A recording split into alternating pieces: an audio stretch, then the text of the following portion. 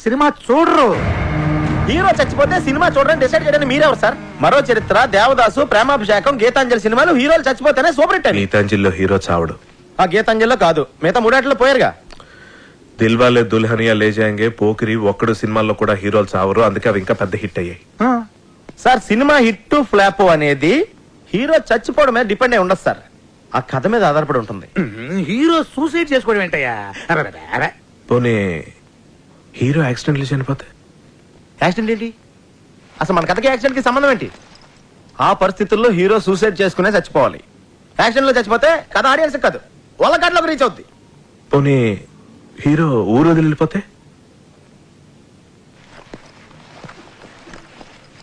ఏ ఊరు వెళ్ళిపోవాలి? పెద్దాపురమా, అమలాపురమా? హీరో ఊరు వదిలి వెళ్ళిపోవడం, ఆకాశంలోకి వెళ్ళిపోవడం, భూమిలోకి వెళ్ళిపోవడం, అడవిలోకి వెళ్ళిపోవడం మన పాయింట్ కాదు. అసలు హీరో సూసైడ్ చేసుకోపోతే దెర్ ఇస్ నో